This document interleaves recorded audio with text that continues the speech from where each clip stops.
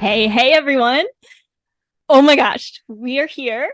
I am here with a very special guest, but not really a guest, a co-host. And her name, yes, is Stephanie. And I'm going to say Aguilar, but it could be Hamilton. Either one. I answer to both. Okay. Oh my gosh, we're doing this. This is so exciting. We are doing this. I know. It's kind of like coming home. It's so weird. It does feel like that. And I was trying to think of the last time we recorded together, and I was actually going to go back and listen just to see, see how we wrapped up the Vegan Life Coach podcast episode 100, which was a big celebration. I can't remember how we wrapped it up because I didn't ever get to go re-listen to it, but that was the last time we recorded together. I know. It's been over a year. It's been almost 2, hasn't it?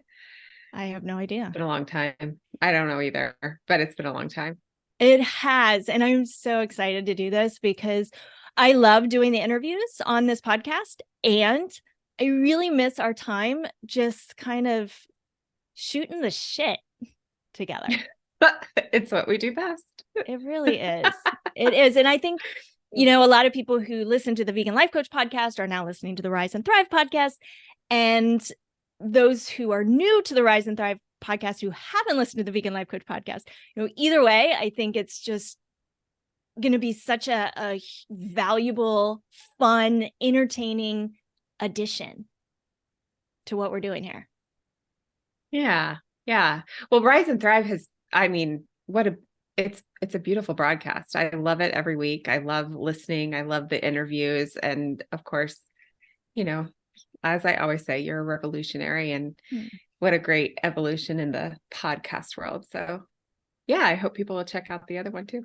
Yeah. I always link to our sister podcast, which is the Vegan Life Coach podcast. But now we get to kind of combine them moving forward. So Thank you for doing this. When you said yes, yeah. I was like up doing my happy dance. Well, I appreciate you asking me. It's an honor, of course, and it's also a ton of fun.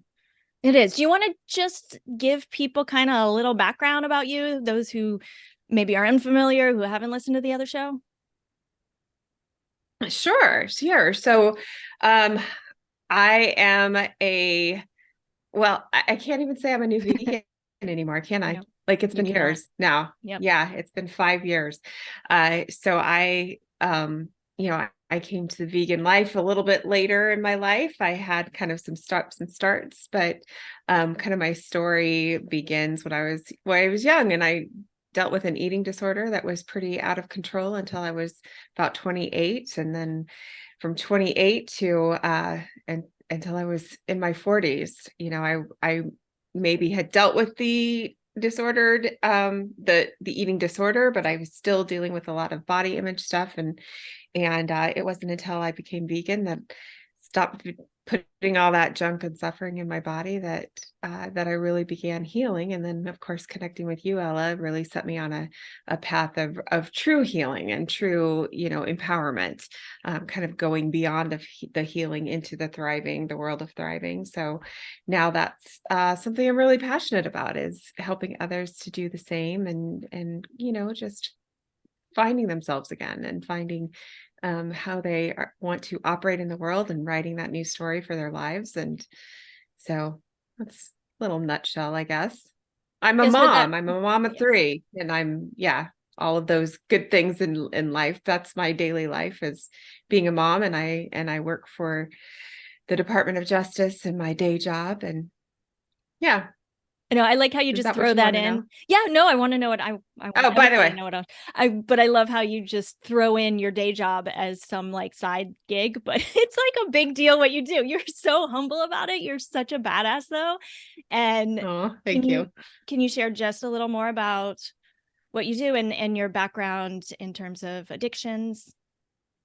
Yeah, so I have a degree in psychology, and I work in the field of criminal justice with our returning individuals coming from incarceration into the community. And currently, this is what I'm doing: is I partner with community treatment providers so that individuals coming to the community from incarceration can get good treatment, sex offender, substance use, mental health treatment. And then our new branch is our medication assisted treatment, which is something that I am fully immersed in and truly, truly believe in. It's a really exciting time to be in corrections. I've waited my entire career for this time, and now it's getting close to the end, which I'm not sad about, but this is, we've seen the benefits of reentry and helping individuals, and really it comes down to not throwing away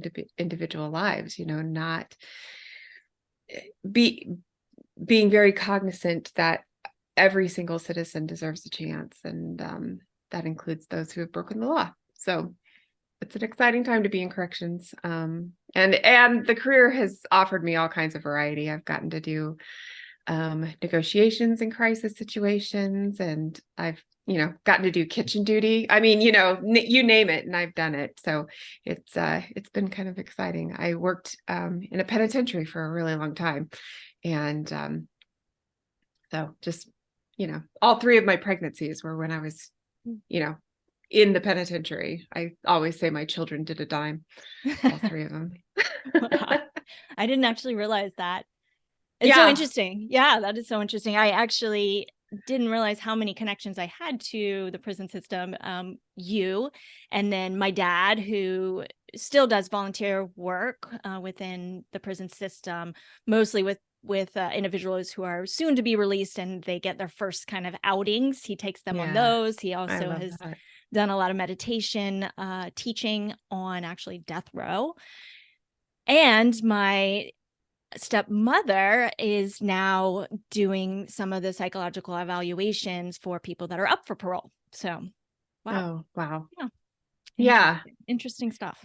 It's an amazing field. So, on a random note that I just thought of before we hopped on today.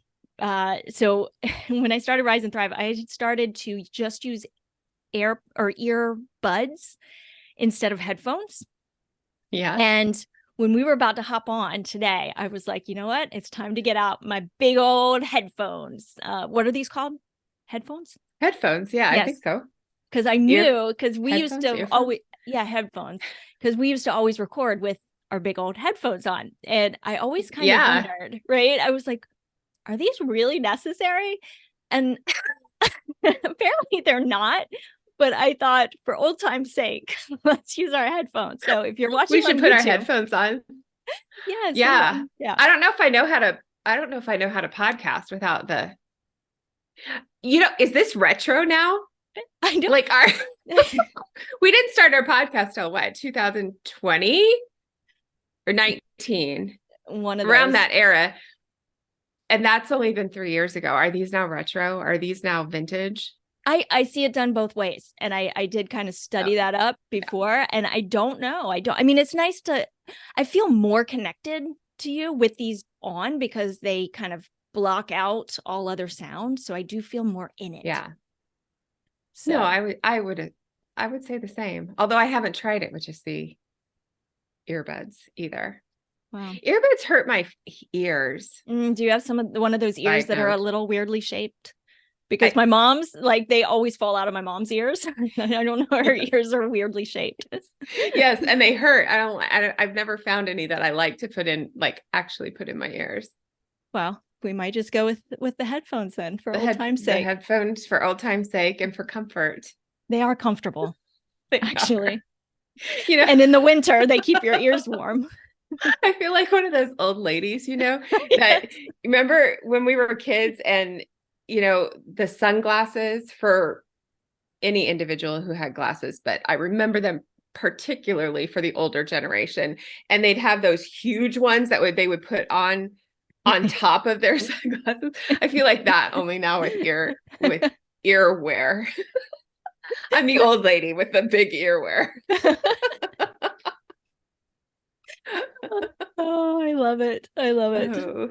All right. So maybe we should do a vegan topic. I really wanted this podcast to reach everyone, reach anybody who's wanting to up-level their health holistically. So we don't really talk about, vegan in the description and all of that, but I'm vegan. Like, that's part of my identity. And even though all the work I'm doing right now is separating myself, like my inner work of separating myself from my ego and from my identity, at heart, veganism to me simply means, it's kind of synonymous with compassion. And so I'm a proud vegan. And anybody who's open to opening their heart and their mind and embodying compassion for themselves, and then expanding that compassion to people, all people, and animals all over the world. For me, that's what veganism means. So I talk about it a lot. I have it tattooed on multiple places in my body. So that's just not going anywhere. But speaking of vegan related topics, I was just doing an Instagram live and I mentioned nutritional yeast. So can we touch on nutritional yeast? Let's do, because I feel like we've touched on this before in one of the very first topics. And I remember saying one of my confessions, vegan confessions, is that I don't get nutritional yeast. Like, I know people like rave over this stuff, and I understand all the health benefits, blah, blah, blah, all those great things that it does for your body, but I don't like it very much. Is this still the case? Yeah. Well, I have to send you a bag of a particular type of nutritional yeast. And I felt like a bad vegan too for the longest time, up until, I don't know, maybe 6 months ago. And I got an email from somebody at Nutrilicious is the company. Oh, I love the name. Right? I love that name. Yeah. It's a great name. It's a great name. And they said, let me send you some nutritional yeast, a sample. And I was like, all right, sure. Sure. I'm open. I will try it. Oh my freaking God. Did not understand that nutritional yeast could taste so different from one nutritional yeast brand to another. Really? And I'm telling you, and since then, and full transparency here, I have become an affiliate because I buy this stuff. I mean, even if I'm the only one who buys it, it's worth being an affiliate because I buy it in bulk and I eat it every single day in what I call my Nutrilicious, my infamous Nutrilicious white bean and kale salad. And I have a YouTube video that and I'll put that in the show notes. I just got to remember to put this in the show notes. Because it is the best salad ever, and it contains this nutritional yeast. And what I learned was that, when I see nutritional yeast, I think of that very yellow color, right? Yes. And that's what you get at most supermarkets, is a kind that's fortified. Right. It's because it's got fortification with B vitamins in it, mostly B vitamins and some other things. But this is not fortified. It is unfortified, and the flavor is completely different. And what I would love to do is send you a bag, gift you a bag, have you try my Nutrilicious white bean and kale salad, and give an honest review, honest feedback. Okay. On this podcast. I will do it. After I saw your live, I went and made your bean kale salad because I do love it. But I just don't put the. Yeah. No, it's not the same. It ruins it for me. I understand. If Nutrilicious is, I'm all game. I'm all game because I want to love it. I want to love nutritional yeast. I do. Well, I just haven't found the right one. Yes. Well, count on me. But don't count on me. Open mind. I just need an open mind. That's all I need. And if you hate it, that's okay. No, my mind is nothing if not open. I know it is. You're good at that. You're so good at that. By the way, okay, what has happened in the last couple years since we recorded that episode? We should maybe have a little update on our own lives. Yeah. Because I know you've got me. Oh my gosh. Well, my life changes so much. My life is forever, and what's going on in my life and my business and my inner dialogue and my personal growth. And what's the opposite of growth? What is the opposite of growth? There's no such thing. There isn't? No. Exactly. Not for you. You're brilliant. Yeah, all of that. So I guess one thing I'll mention here is about hitting total burnout. So, oh no, this is even more interesting. So I have been on a spiritual path, right, for the last few years, pretty intensely. And it got to a place where I felt ready, finally, to rid my life of antidepressant medications, which I had been on since I was 16. And this is something I've wanted to write about, which is why one of the reasons I'm so glad we're doing this, because I just haven't felt like sitting down and really writing about it. But now I get to talk about it. And so I felt really ready. I felt confident. I felt like I had the tools. All the mental and emotional tools that we teach in our programs, all of that. I was just feeling like I was so in flow and in such a great place that I felt ready. And so I got off antidepressant medications, really, for the first time since I was 16.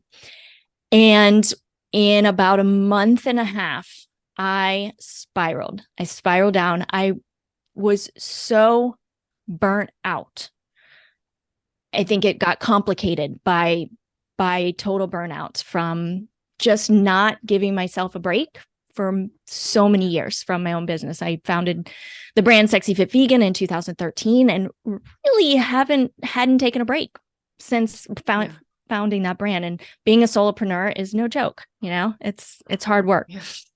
And you never, the way I was doing it, there was no time off, and home and office were the same. If I wasn't working, then I didn't know what to do with myself. So I just worked and really went into the spirals, deep down burnout, depression, to the point where I, for the first time in my life, said, I need to do ayahuasca. That was, and I had never wanted to do ayahuasca before because I had done, other psychedelics and mushrooms. But ayahuasca, that's a whole nother level of vomiting and diarrhea that I didn't ever feel called to do. But all of a sudden, I was more than called. It was like I knew that that's what needed to happen. And the way I operate is if I'm going to do something, I'm going to do it right. And so I booked a trip and went to the jungles of Peru, to the Temple of the Way of Light, which is the spot that Gabor Mate recommends. And you're familiar with Gabor Mate? Yeah. From you. You. He's tremendous. And he basically went down to be a facilitator at this place and got kicked out by the shaman, who said, you still got a lot of dark energy to work through. We need to work with you separately, he's the world's leading trauma expert. So I thought that was pretty significant. And he came back and said he got what he needed from it. And so, so that, I think that's one of my biggest, there's so many things, and I don't want to take all our time today going over it, but that is one thing I'll talk about today. And then maybe we can continue on next time. But that was a year and about 5 months ago.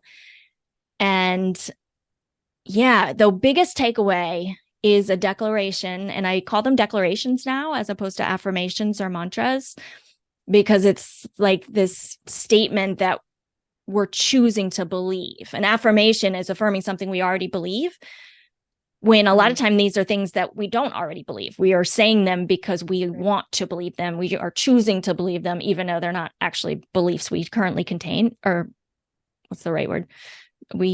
Beliefs we currently embody. And so I really like this word declaration. So the biggest declaration and the takeaway from that trip was, the goal is not to feel better. It's to get better at feeling. Ooh. I'll say it one more time. The goal is not to feel better. It's to get better at feeling. And that declaration is something that I tell myself every single day, remind myself every single day. And over the last year and 5 months, I have gotten pretty damn good at embodying it. Yeah. Let me just tell you. Oh, that Ah, gives me chills. yeah, it's pretty big. That's amazing. It's huge. Yeah. So next time I will make notes to tell you about some other things, but that's my one big thing that has transpired since episode 100 of the Vegan Life Coach podcast. Nice. And your turn. Oh my gosh. So much has changed and so much is still exactly the same. You know what I mean? Mm-hmm. So I think probably the biggest change, the biggest visible change is that I've lost 135 pounds since our last episode. Um, I don't really like to talk about it in terms of pounds because I really truly think the scale is still the most stupid measure of anything, and that number is still kind of, I don't know. I mean, it's I embrace it because it's something that I've achieved, but it's also, it's kind of like that number is the least interesting thing about me. So, but it's been a really difficult and heartbreaking and life affirming journey that I've been on to just really optimize my health and shed what wasn't serving me. So, and it happened to come off in the form of weight loss. So, yeah, that's been a big thing. And Yeah. then, my son, my oldest graduated from high school. My middle is about to graduate from high school, and they're going to, one's in college, we're going tomorrow to the University of Nebraska to visit college for her. And then there's Eva, and, Eva's just Evalicious still. So that's I, kind of my world, you know, these are huge. These are huge changes in your life. And huge changes. Yeah. I'm curious how life feels differently for you 135 pounds later. You know, I, it's been a real head game more so than anything else. I exercise the same. I don't really, I mean, I do eat somewhat differently, but not, it was all about just getting everything in balance, honestly. The actual but that was the easy part, like we always say the food and the exercise is the easy part. And really that the head games were what was difficult. And so, I came out of all of that just very, I went through kind of a depression for a while, because it's one thing to coach people through it. It's quite another thing to go through it yourself. And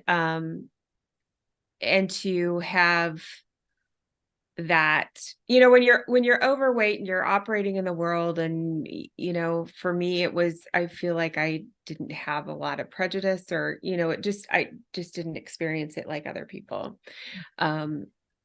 But then when I had people start complimenting me and being so focused on what I look like, I didn't like that. I didn't like the attention. I didn't like and I had to really go to some pretty deep places within myself to really consider, what is it about a compliment? What is it about these people telling me what they seem to think is like the highest praise that they could give me? What is it about that always throws me into this really dark space? And I think, I mean, there was a lot that came up for me with that, and talk about feeling your feelings. Some of it was that, some of it was just, I had to feel my way through, you know, those feelings of being inadequate. I was never inadequate. I mean, and that's what I had to come to, was I was never inadequate. I was never incompetent. I was never, those things were never a part of it, but I always felt that way. I always felt I was a phony because I couldn't I couldn't get this part of my life right. What was really disappointing was that I lost 135 pounds and I still felt like a phony, and I still felt like a fraud. And to have to come to that and say, oh my gosh, it wasn't about the weight. What is it about me? And having that just constantly in my face because of the physical changes are so apparent, and having that just constantly in my face and having to confront that feeling of, yes, I've worked really hard and I've lost all this weight, but there is nothing inside that's different. And that's exactly what I was afraid of, And so I think that was a big part of it, was just coming to terms with what's reality and what are those thoughts that aren't true. Not everything we think is true. I mean, coming back to that phrase. And I had a lot of thoughts that were not true, and having to confront those. So I think that's part of it. I think another part of it, and our listeners who have dealt with overweight will understand this, is that when you hear those things, it reinforces that feeling in you. Because it's like you're afraid that you're not valued because you're overweight. And then when people tell you how wonderful you look and how great things are, then it's like, oh, you just affirmed that my value was, and by the way, I'm the same person I was. So I really am a fraud, And so that just all of that head stuff was surprising to me, because I really thought I was in an incredibly healthy place. And I do think that I was. I think that this was just this next evolution of me, and I had talked openly before about that feeling like a fraud, that imposter syndrome thing that, ultimately how dumb. Imposter syndrome doesn't exist. It just doesn't, because we're the ones who have to decide that we're not the fraud. I'm not a fraud. I will put my credentials up against anyone's, but that wasn't the point. It's not putting my credentials up against anyone else's. It's putting my credentials up against my own. And do they stand up, and looking at them and saying, oh, well, I must have just, faked my way through all of that. Fuck no, I didn't fake my way through any of that. I am the person that I am, and there's nothing that fraudulent about me. So wow. I don't know, that I took that in a weird direction, but anyway. No, this is so fantastic. So valuable. And, it's interesting because the last few years, I'm 43 now, and my relationship with food has just continued to improve over the years. And I have very little stress about food. I don't think about food much. I use it as fuel. I use it as enjoyment at times. I eat what feels good. I eat the amount that feels good for the most part. I have my days, but my body feels like, I feel like I'm in some of the best shape of my life, and people do comment, and I've never been overweight, right? I've never had that experience.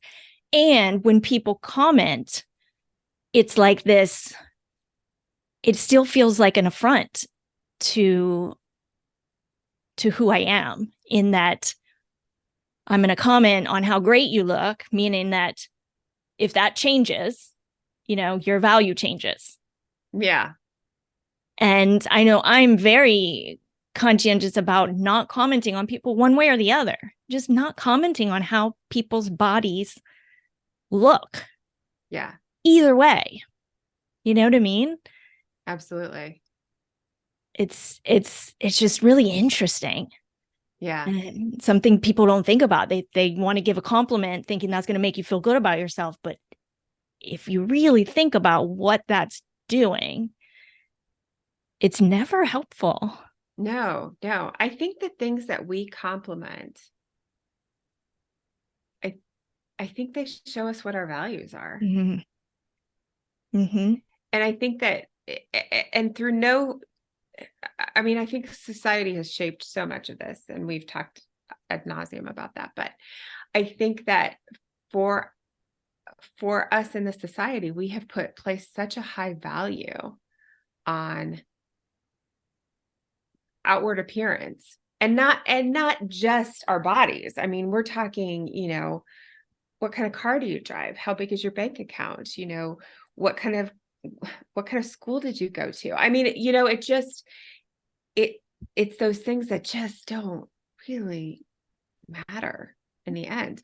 So when we compliment others, and I think sometimes we're just lazy, oh, I like your tie, but sometimes it's more, it really does kind of shine a light on what is our value system? What is it that we are focused on as people? And so, yeah, anyway, I Yeah. do think it's interesting that you say that you don't think about food, because I feel like that was I mean, I know that you think about food, but that was part of, I think one of the cornerstones of my healing was accepting that I love food, Mm.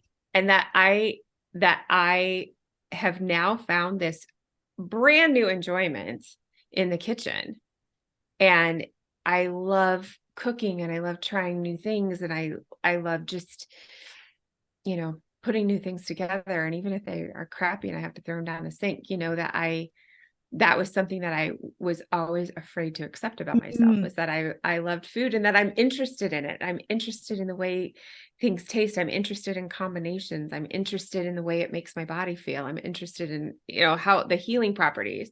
And I was always afraid to admit that, because I thought that meant that, I don't know, that I was a glutton, which was never the case. So. No, I love this. This is one of the reasons we make such a great, I always want to call us a couple. Right? Yeah. We are. You've got, 3 kids, some of them leaving the house unbelievably at this point. I know. You live in Kansas City. Have been perpetually single a lot until recently, which is another topic. But and living in Miami, doing the Miami thing, no kids, just my Chihuahua. And I love that we can explore these things, because I'm just not a quote foodie. I just don't care that much. That's not to say I love my kale, my Nutrilicious kale salad. I really enjoy we've got this phenomenal restaurant in Miami called Planta, and they have this udon noodle dish that's made with truffles and cashew Alfredo sauce, and it's so delicious. And I love all those things. And it's not really something that if I don't have somebody to go with, it's not like I'm thinking about, oh, I need to go have those udon noodles, or I like to spend 10 minutes in the kitchen, not an hour. I will just throw in a pot of peas and cook the peas and put some toasted walnuts on top, and there's my dinner. Like, I don't care that much about spending time and energy preparing or eating or whatever when it comes to food. And I know probably it's 50-50 with people listening. Some people are more tend towards my direction, and some tend toward yours. And it's so fun to be able to talk about that and be able to enjoy a meal together, which we are going to be doing here in just 2 weeks. I know. Can you believe it? You are coming to Nebraska. I am coming to Nebraska. God's when country. This comes out, I think we will have I think it's the Tuesday we are leaving Nebraska. Okay. So our next episode, we'll be able to tell all about that. And speaking of body, before we move past the body image thing, just want to bring this up. And I think we talked about this on the Vegan Life Coach podcast, but I'm wearing a shirt today. So when I do interviews, I always wear black. I wear kind of the same. I have a uniform. I wear black because I want the focus to not be on clothing. I want it to be on the interview guest. So today I'm wearing kind of like this bright pinkish red color, and I'm wearing my mala beads, which we're not going to have time to talk about today, I don't think. The Ram Dass Legacy retreat I went to recently at the Art of Living Retreat Center in Boone, where I got to listen to Krishna Das, and I came back more of a weirdo.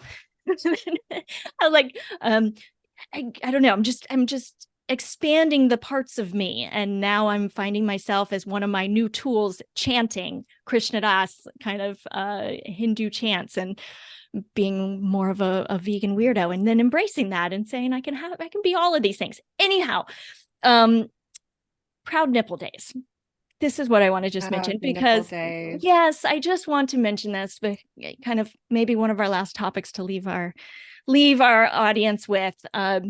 It was something that my mother taught me way back in the day. I think I was in high school. I think I was wearing a shirt and I was like, I should, shoulding on myself, should wear a bra because you can kind of see my nipples through this shirt. And my mom, who I think didn't like wearing bras herself, said, you know what? You're allowed to have a proud nipple day. And that has stuck with me ever since. And I have many proud nipple days. And I know that you may have something to say about that too. Well, yes. When we first talked about this, I thought it was the best story in the whole world. And so we have carried on Susan's legacy in our home as well, as a tribute to the most amazing mother that you have. And we have proud nipple days in our home as well. And there's lots of nipples here. So, there are 3 of us girls. So we enjoy a proud nipple day. And you can start calling Susan now. She is a great grandmother now. She is a great grandmother. My mother is a great grandmother. Oh, that's amazing. And the grandkids call her Susu. So we've got Susu now. Yes, wow. It's so cute. She is the best mother. She really is the best mother. And she came with me to this Ram Dass legacy retreat. And she's 70. Oh gosh, I will not say how old she is, because she might, I don't know. I don't know if she minds or not, but all I can say is she still does yoga every single day. She journals, she meditates, she walks for an hour. She's got her morning routine, which is something that we worked on with our coaching clients, right? To develop that those morning and evening rituals. And she does it all. She is a prime example. So yeah, between you and her, 2 of the best mothers I know in the world. Oh, well, it is an honor to be in the same category. That is amazing. Anything else we should leave people with today? I can't think of a thing. I'm so excited to be back with you. Me too. Oh my gosh. And I hope you guys listening, reach out to us. Find us on Instagram. We're looking at bringing back a coaching program here in a little while. I'm still doing some one-on-one coaching here and there. And we'll keep you posted on all of that. Make sure to look in the links in the show notes. I'll always put things. And then the way to support this show, please leave a rating and review for us. That's so super helpful. And then also in the show notes, I put links to other ways you can support the production of the show. It does take time. It takes energy. It takes money to produce and put these things out every week. And so your support is needed and very much appreciated.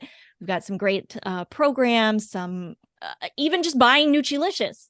That's a way to support the show. So we will put the link to Nutrilicious in there. I get the bulk. There's such a huge discount on the bulk. I think it's either 5 or 8 bags. I can't remember, but you get them for half price. And I'm telling you, you will use them. You will use them. Yeah, telling you. So, Stephanie, thank you so much for being here. Thanks for having me. So good to be back. Yes, and we'll be back in a few more episodes and get to share about our time together, which is in this. I am embarrassed to say. I am embarrassed to tell people, and yet I'm going to tell people anyway that we have not met in person. Ever. We have not met in person. We are a couple and we have never met in person. That's so modern of us. It's like we're an online. I hope. Are you catfishing me right now? Right?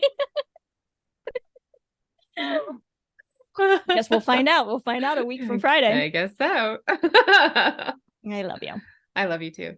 Thanks, everyone. All right, we'll see you soon. Bye.